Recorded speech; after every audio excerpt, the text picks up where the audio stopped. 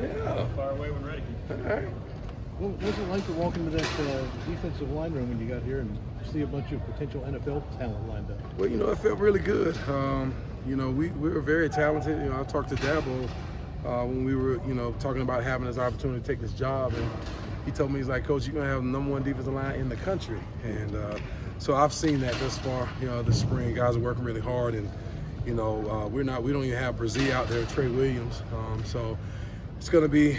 I'm gonna be feeling good about myself. I can keep them all healthy. I may be up for the defensive line coach of the year, if they all stay healthy and play well, man. But I got a great group of guys, great character guys in my room. Love them like my own sons, and they're leaders in themselves, leaders on this team. So I'm excited just to have the opportunity to coach them.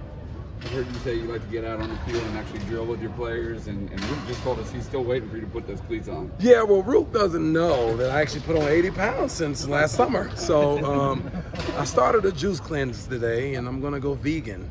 So probably the biggest vegan in Clemson. But yeah, I'm gonna lose some weight. It's coming though. I'm gonna put the cleats on, and I do a little movement, just not as much as I've done in the past. But I'm looking forward to it, and it's funny that he would say that, of course. I like to put the cleats on out there and demonstrate. I'll do some little activation period, maybe some agiles and some ladders, but I'm not, I may have like 1 or 2 plays in me, maybe run plays in between the hashes, and that'll be it. They say your feet are still pretty darn good. My feet move pretty well, The indoor facility kills my back, but I can move it when I feel like it. It's just that I don't really have to anymore. So I coach now, but I can move a little bit still. So. How do you see players respond with you being that, hands-on? How does that just change the dynamic for them? Well, I think, like, for me, I think I spent the first month or so just getting to know my players, as a new coach. Even though I'm a Clemson alumni and these guys have heard my name before, it's really important that they get to know me as a person. I get to know them as a person, and that's where it starts. You have to build, that foundation has to be built off of that personal relationship of love, and you spend about a month of doing that, and then you can coach them hard. But if they don't have a level of respect or have a personal relationship with you, then that can become tough if you come here trying to lay down the hammer. So I just spent really the first couple months, man, and just really getting to know the guys, asking about their family life, where they're from, and those things are important. And it starts there, just building that relationship. But the guys are responding really well. They're working really hard. I've challenged them in a lot of ways just to get technique and fundamentally sound. And so we've kind of, with the guidance of Wes, at defensive coordinator Mickey, we've done things a little different, simplifying things so they can play fast, and they really enjoyed it. And I'm just really excited to be able to, pass down the knowledge and things that I've learned over the years as a former NFL player and as a former NFL coach, and just pass that knowledge on so the guys can be successful. That's what matters to me. I found an interview you did back in 2018. Oh, really? And whoever was interviewing you asked you if Dabo called you and asked you to come back and coach, would you do it? And the interviewer didn't even finish. You didn't even let them finish. You immediately interrupted them and was like, yep, I would come back. That would be my dream job. Do you feel like now that you're here, you've kind of had that like pinch me moment? You just kind of can't believe that you are back? Yeah, I think I was in a suit and a tie. You were in a suit and tie. I think I was in Greenville. I was coaching for the Titans at the time, and it has been my dream job. I kind of tell you a little kind of inside of how I got the job. I was actually talking to a coach who had an opportunity to become the defensive line coach at his alma mater, but he didn't get the job. So he called me and was asking for some encouragement. So I was talking to him, and I said, hey, man, sometimes the timing just has to be right, and I was telling him, I was like, hey, I've always wanted to coach at Clemson, but I said, they've been winning football games, national championships. I said, I have a lot of respect for Lemansky Hall and Todd Bates and the entire staff. I said, I love those guys. I said, the timing for me hasn't been right, and I say, well, maybe, who knows, the opportunity will come down the road. You never know. I hung up the phone, and literally Dabo called me like 10 minutes later. Like out of nowhere. It scared me. I almost didn't answer my phone. I didn't really think he was calling to, offer me the job. And, so to be here, man, it's just a blessing. I really feel like, God really ordered my steps in order for me to be here 20 years later. And so I'm just excited, very humble for the experience, and really excited. Haven't even gotten around to all the people that I know that are still here, just because it's just been so overwhelming with everything. But it's truly a blessing. When you say simplify things so guys can play faster, is that the defense as a whole, or you mean the defensive tackle position? Just as the defense as a whole, I think Wes and Mickey has done a really good job of just kind of simplifying things so guys can play faster, just not putting too much on their plate. This defense is very complex, a lot of different looks, and so that's why they've been really successful over the years. And I thought, Brent did a really good job while he was here. But Wes is phenomenal. He's really, really smart. I didn't know Wes. I've heard of him just because he spent some time in the NFL. So there's some guys who I know that I played with at Pittsburgh and I've coached around that knew Wes. But when I got here, I was really just blown away. Great person. Couldn't find a better person, but he is really smart. He knows this defense in and out. And so I have a lot of respect for him. And he gained that respect for me in a matter of a couple of days, just sitting in the meeting room with him and just being able to absorb some of the knowledge that he has. Man, it's out of this world. It's outstanding. Coach, they had to rely on Peyton a little bit last year with the injuries, and DeMonte was injured himself a little bit last year. What have you seen from those guys in their Oh man, I would say Peyton Page is right at the top right now. He's having a really good spring. He's done a really good job of losing some weight. I think when he got here, they told me he was about 390 pounds. I think he's cutting his weight down to about 325, 330 now. So he's moving really well. He's one of the guys that's really caught my eye, being a young guy. I'm expecting a lot of great things from him, man. Just got to continue to be consistent. But he's done a really good job this spring on the field. And it started with just off-season conditioning and just his diet plan, man. He's worked really hard, so I'm really proud of him. And, he's getting better every day, so I'm really excited for him. Cape Hart, as you mentioned, he's getting better too. It's just the little things, just working on the technique and fundamentals of his play. I mean, he's a taller guy. You're always going to be talking to him about getting his pad level down. But man, he's done a tremendous job. He's getting better every day. And so I've just tried to challenge those young guys, give them a couple things to get better at. Not give them 10 to 15 things, but a couple things each day, man. They've really stepped up to the challenge. But I'm expecting big things from Cape Hart and Peyton Page. I think it's going to be a really good year for them. And this is the biggest thing as the defensive line as a whole, just to stay healthy. And we can stay healthy and have all hands on deck, man. It's just, the sky's going to be the limit. Nick, how much did coaching at Auburn actually help you learn to be a college coach as opposed to being an NFL coach? What a transition coming from the pros and stepping into the college ranks.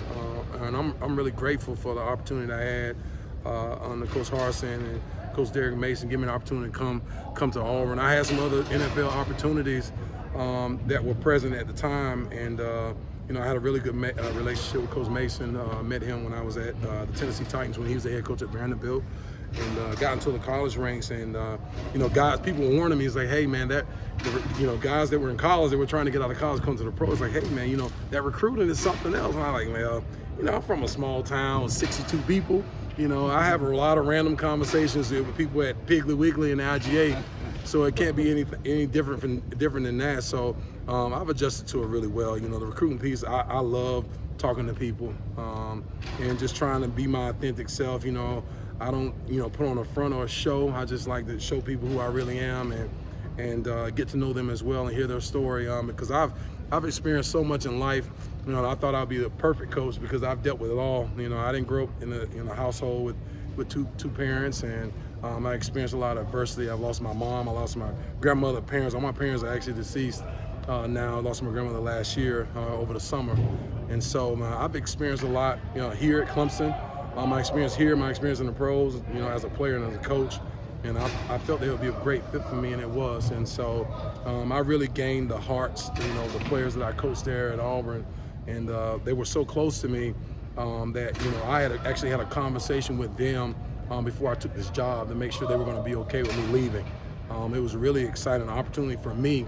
But in this business, man, you become, not just a coach, but you become like these kids' parents or a very important person, part of their life. And so for me, it's been an easy transition for me, and I'm loving it. Ru Continue said that you've taught that group about every hand combat move that there is. Just you a little bit about what your coaching philosophy is, and how you came up with over the years. You know what? The thing that I've done is I don't know everything as a D-line coach, man. I've absorbed a lot of information from high school coaches. I've even taken some of my footwork drills from soccer coaches.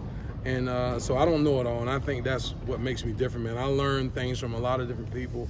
I've had an opportunity to go out and speak at Glazier clinics, and I've pulled high school coaches aside and had an opportunity just to kind of pick their brains, man. So I've taken in a lot of information. I've been around a lot of great coaches during my time in Denver, in Pittsburgh, Cleveland, and playing in Arizona. So I've been around a lot of different coaches and did a good job of taking notes and learning a lot of different things. And you know, defensive line is really about having good hands and feet, and it's a violent position, all right? And so in terms of the hand combinations, that's come from me taking Hapkido, taking boxing lessons. You know, when I was out in Arizona, I played for the Cardinals, actually trained with a trainer that had trained Mike Tyson. So, you know, I've kind of, you know, pieced it all together. I watch YouTube videos. A lot of people think like, you know, guys are creating things. You go on YouTube, it'll show you a lot of different, you know, combinations. So I've just taken all of that in and just absorbed a lot of information from a lot of good coaches around me and just kind of brought it all together. And I use drills that can really carry over into what we're doing defensively.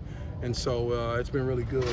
So they've had a lot, they've learned a lot of new things with me being here, but they've adjusted to it well. I think the biggest thing is just me having some consistency with what I'm doing, and so they can kind of measure themselves, you know, as we continue the drills to get better. What's a soccer drill that goes to football? Really, it would be ladder. I think I would tell you a story. Like when I was here, when we had the old facility, some of the fastest feet I ever saw was some of the women's soccer team, you know, moving through ladders. I was just blown away. It was just, I was like, wow, you know.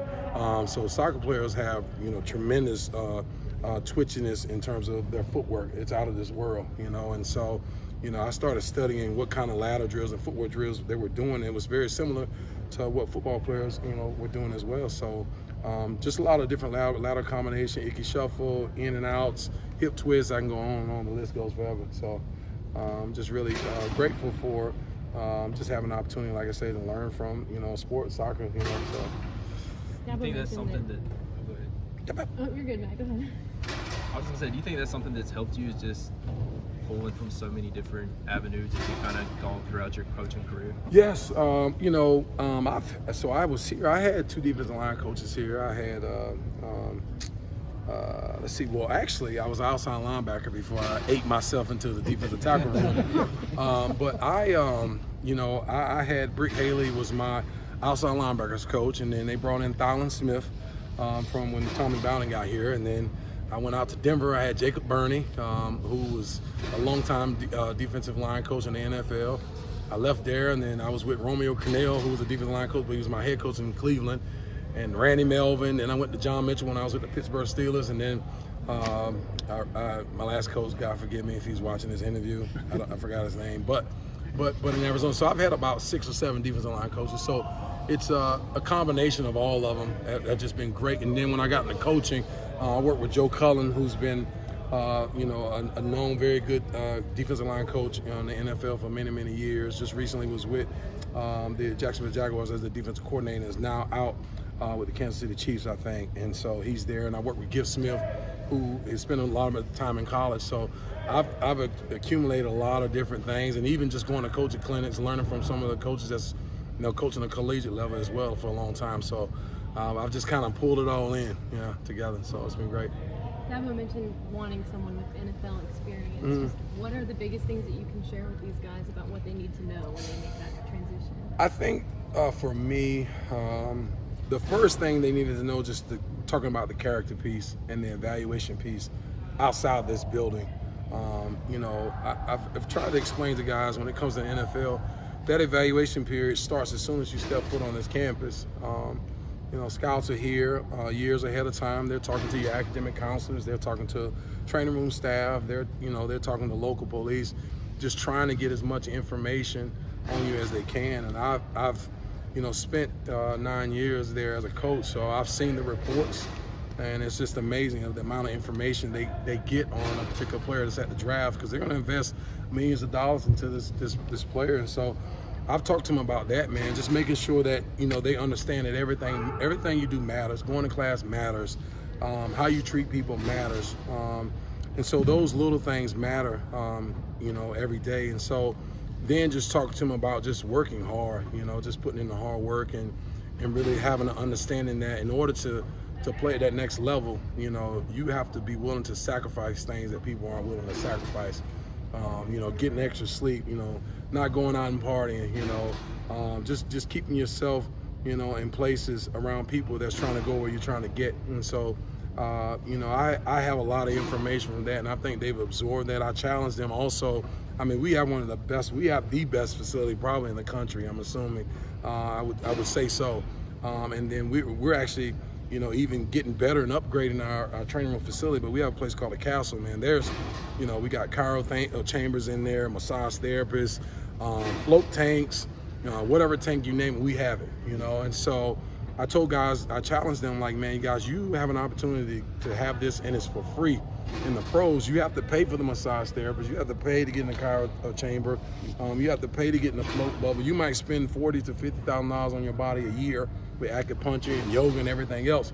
You're here at Clemson. You can prepare to be a pro by just being the best Clemson Tiger that you can possibly be.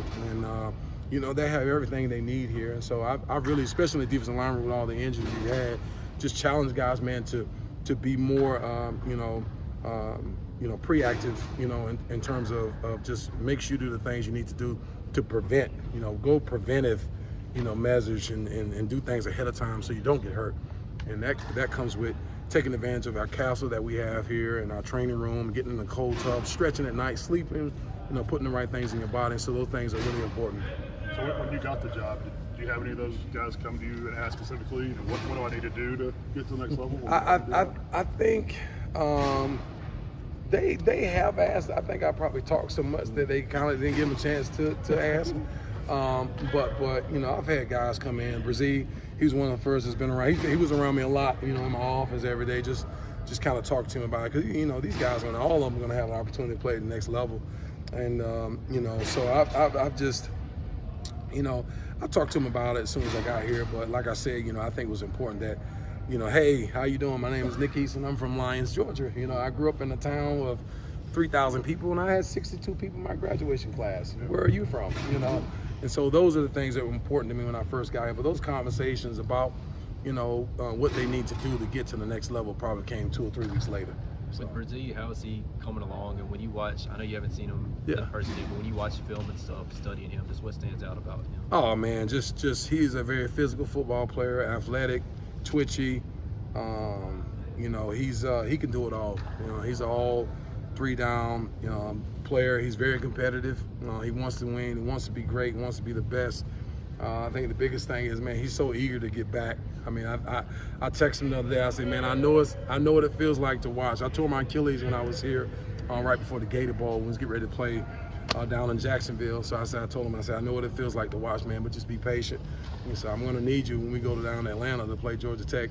You know, so, you know, he's just been so eager. But he's been very involved in the meetings, in our walkthroughs. You know, he got out there on the walkthrough. I said, hey, you know, I'm gonna let you get a rep, but you better not go full speed. You know, I'm gonna take you out. So, but he's been really, really good for our room and just really encouraging the other guys, while at the same time making sure he's staying in the training room, strengthening, you know, all the things he needs to strengthen, and he's gonna be great. Coach, when you first got to the NFL, I don't think it was really easy for you. No. What were you dealing with mentally at that time? Oh man, it was a lot of stuff. I mean, I think it was, you know, I moved far away from home, and you know, first time I've been away from my family. I think I hated football. I think I probably hated all my coaches too at the time. But you know, it was just so much in my mind at the time. I was miserable, and you know, I went through a huge adjustment, as you know, during that period of time, man, and had a lot of maturing to do. I thought I was mature. I mean, I was a, you know, defensive team captain here for a couple of years, man. I went out there, and you know, I at the time I don't think I was a fit for what they were doing, and you know, I kind of, you know, took it upon myself to take a couple of vacation days while I was there, and you know, it ended up being the worst decision of my life. I think I used that as a story. You know, I left training camp, and people thought I was missing. As a matter of fact, there was a basketball player that was I think at Baylor that was missing at the time. I think it made him end up deceased, that was dead. And so my everybody was calling me and stuff, and I was like, I was thinking to myself, I'm like, I'm a 4th round draft pick, nobody cares. But I realized, like, when you're in the NFL, everybody cares, everybody wants to know. But I took a couple days off and decided to come back and talk to my teammates, and came back and ended up playing for 11 years. So it worked out, I guess. Did you just go home to think? That's all. Yeah, didn't go home, but I took a little vacation. Yeah, I needed some space. That's all. But it was good. I'm thankful for that. I look back on everything that happened to my career, even being here, tearing my Achilles, and that situation and things I went through. It all just worked out for my good in the end. And that's just another one of those teaching moments for me with my players to pass on the information. Like, hey guys, listen, coach ain't always been perfect. I made some mistakes in life, man. But if you just keep pressing, keep pushing, man, and stay focused, man, good things will come out on the other side of it. Nick, you mentioned simplifying. When you take over a group that has this much talent and experience, do you have to be careful not to overcoach? I guess if that's a thing. No, I mean, I think we talking about simplifying. I think for me, it's just giving them, like, our goals for this spring was like 3 things. Yeah. It might have been footwork, directional steps, and hands. I didn't want to give. I seen a lot more than that. But if I gave us 15 different goals, we might not ever accomplish any of them.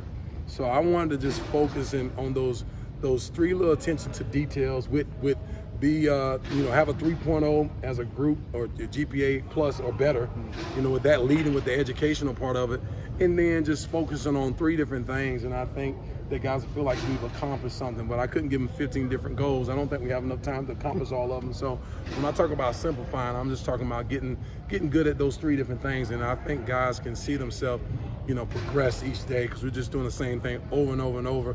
And I think it's one of the things that I've learned, especially when I played in Pittsburgh. I always refer back to them because I played on a really, really good defense that was in like number 1 in a lot of different categories for 5 years. And one of those reasons why John Mitchell, who was my defensive line coach, man, we did the same things every day, repetitive. We became creatures of habit. And as I look back, I can say, like, well, what was the best time of my career? I played the best technique, and it was in Pittsburgh. And we did like 3 to 4 different things. They were so boring to me, but I look back on them and I was like, man, that's why we were really good, because we did the same things every day over and over until we perfected it. And so there's been time early in my career when I was a coach, and they have all these trainers who do all the different drills on YouTube and Instagram, jumping over the bags, this, that, and the third. And so I said, man, in the beginning of my career, I started doing that too. And then I was like, well, this ain't really carrying over to what we're doing. So I went back to the basics, man. I've seen my guys get better over time. So that's been truly awesome. Talk about the complexity of this Clemson defense. You played obviously under Dick LeBeau and Ray Horton. I mean, how does it compare in terms of complexity? It's the same. And one thing that I've learned is about, at the end of the day, man, it's going to go back to old school, football, and cover 2 is cover 2, cover 1 is cover 1, cover 3 is cover 3. It is what it is, right? But as you go to different levels, the terms change, the adjustments change. And so that's kind of what it's been for me. It's just learning a new terminology. But a 3-4 is a 3-4, a 4-3 is a 4-3. It doesn't change, but people have learned to kind of make their own adjustments and add names to it over time. And anybody that has success is the guru for that particular defense. And so, but football is going to be football, and it's remained the same for over time. It's just a terminology that's changed. But we're just as complex as the Pittsburgh Steelers. It's just different terminology, different name. Did you come back for any big games in Death Valley over the years? I have not. That's a really good question, man. I have not been back to a game. So this would be Death Valley and Clemson a little unrecognizable to you, and how much it's grown in the oh last my 15 years? goodness, it's changed so much. This whole entire place. I think the West End Zone just maybe started a couple of years after I got drafted, and then all of a sudden this monster of a facility popped up as well. And so, man, it's changed so much. Even the city of Clemson has changed. I mean, in the last 20 years. I mean, all the development and things everywhere. But Death Valley, man, it's just out of this world. The locker room, it's amazing. And I think that's just, Dabo and our athletic department, our ADs, IPTE, they've done a really good job, man, of just raising the funds to make this place just so special, But like I've said before, and just like, you can have the best facilities in the world and have some of the worst people, man, but we have some of the best people in these buildings. and that's what makes this place special. Did you say you put on 8 pounds or 80 pounds? Man, does it look like 8 or 82? You answer that question. I think it's just 8. Do you think it's 8? Yeah, okay, you're a funny guy. What was the main culprit in putting on 80 pounds? Man, you know what? I'll be honest with you. So when COVID hit in 2020 in spring, right? So I was like, okay, this can go one either way. I'm already 370 pounds. I'm like, this could be bad. So I was like, I'm gonna go vegan, you know. So I went vegan while I was there and just started walking, and I lost 80 pounds, and I was doing really good until last summer. You know, I lost my roommate, Altroy Bodrick, that was a really good friend of mine that played safety here. He passed suddenly from a heart attack. So I'm an emotional eater, and then my grandmother had a heart attack while I was on vacation last year, and so that was, you know, she ended up living like 2.5 months later, and I was driving back and forth from Auburn twice a week, 3.5 hours there and back, just to spend time with her, man. So I just kind of, she loved food, and so I've been eating for her since she's been gone. But, you know, I got on the scale the other day, I was like, okay, enough's enough. So I actually started a juice cleanse today, so I'm feeling really good, you know, right now. And you're going vegan again? Yeah, I'm back. If I continue to eat, I'll be at Max, I'll be at, you know, Pixies and Bill's, Calvin Corners, and Traditions on the Lake, and McDonald's, and yeah, all that stuff. So I ate all that stuff this last week and kind of laid it to rest. You know, I had a home burial for all the bad things I eat, like Reese Cups, Snickers, you know, zebra cakes. You know, do you like zebra cakes? Oh yeah. There you go. So, yeah, I feel your pain. Talking about burials, I saw that you have a funeral director books in your office. When were you thinking about being at a funeral? Oh man, how did you see that? What? Nah. So I had a good friend of mine in high school whose grandfather owned a funeral home back near my hometown, and I kind of took not an interest to the body part of it, just the business, and you know, thought it would be an idea. So I actually went to American McAllister Institute for Funeral Directing Services while I was coaching for the Tennessee Titans, and did a couple semesters there. So I'm not done yet, but at some point in time I'm going to finish that, and that's going to be like my little, I don't want to call it a hobby. That'll be my like entrepreneurship business, you know, when I'm done coaching. So yeah, but I'm not weird. Any more? Thank you, Coach. All right, Thank man. you. Thank you. Take care.